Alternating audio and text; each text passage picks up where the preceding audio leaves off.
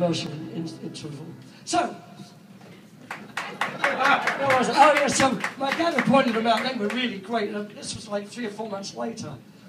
And so I was pissed off at Phil for saying that, you know, I should, yeah, very funny, Phil. And I went to bed that night. I was really depressed. So I got up in the morning, Monday morning, and 9 o'clock I got a phone call at the house from Don Arden. You wouldn't know who that is, but he was a manager. Well, he was a thief. Yeah, he was a monster. Actually, he was an asshole. Really, that's all he was. He wasn't so much of a monster. He would threaten violence, but he didn't actually do it himself. A lot of stories been written about him hanging Robert Stigwood out the window of his office. I'm not sure if that's true. But anyway, Don Arden called me. And he said, can you come up to the office? I've got a gig for you.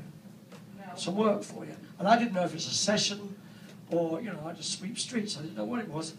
But I was keen to meet this guy and went up there. And I went up there sometime in the afternoon, I think. And I walked into the office, into the reception area. And the girl at the reception area was very inquisitive about me. She said, so who are you here to see? I said, Mr. Arden, Don Arden. She said, oh yeah, what's it about? I said, I don't know. It turned out she was dating the guy I was about to replace. And she didn't know, and I didn't know. And so anyway, eventually I went into the office. Oh, no, that's right. Okay, I know what you mean. He's heard this story before. So the office, there were pictures of all the bands he managed. He stole money from. And there's the Small Faces. I'm going, well, it couldn't be them.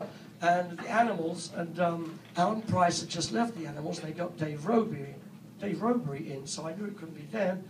And then there was the Nashville Teens, and John Hawkins, a brilliant piano player.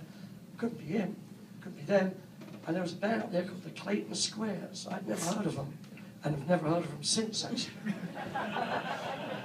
He probably couldn't steal enough money from them, so they faded. But I thought, it must be them. It must be a session, or maybe it's a tour of Germany, because there were a lot of them, and the only way you could earn money was tour Germany back then. You still listening?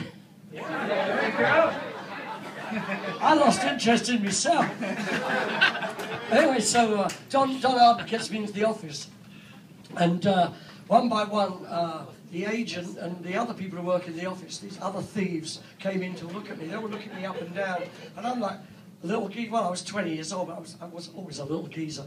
And Don said, "Okay, how much do you earn at the moment?" I said, £20 a week.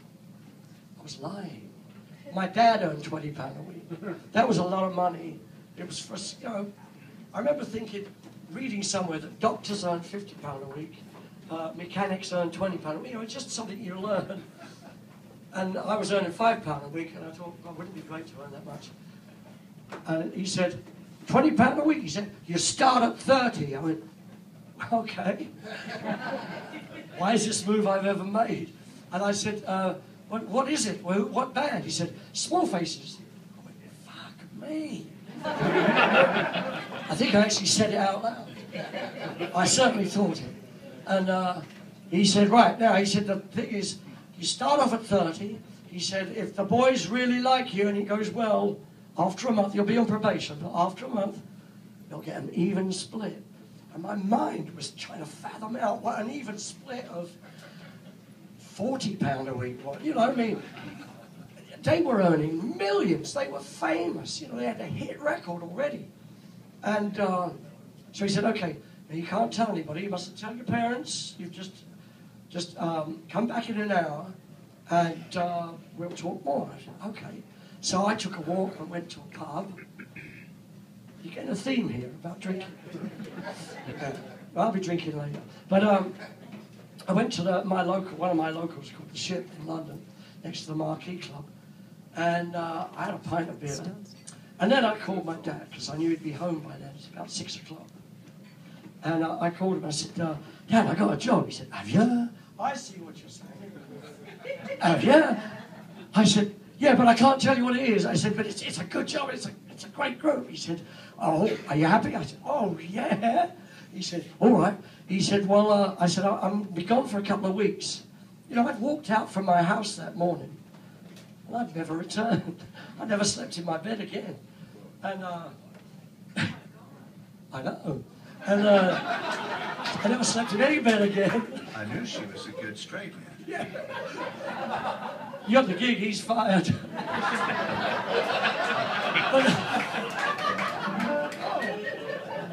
You know, it only takes knowing 2 notes on this thing.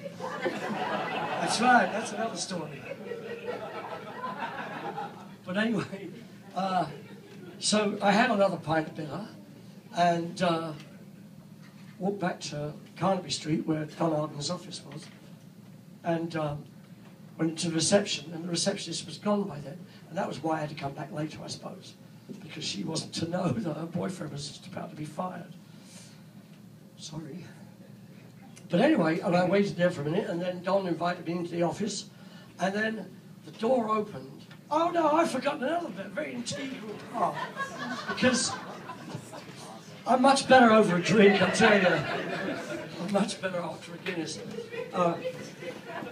See, I found out later why they picked me. You see, there was a review of the show, a show we'd done as the Buzz people, and it talked very warmly about my playing. So I played a Hammond organ, and I played pretty good.